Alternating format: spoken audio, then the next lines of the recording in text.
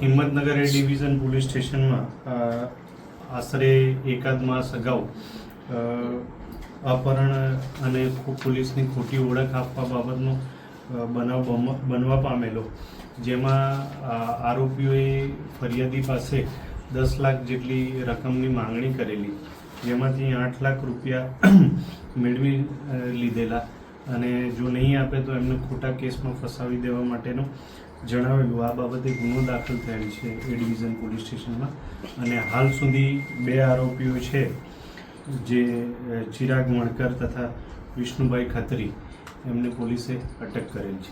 કયા બાબતે ખોટા ગુનામાં કેસ કરવાની વાત કરી?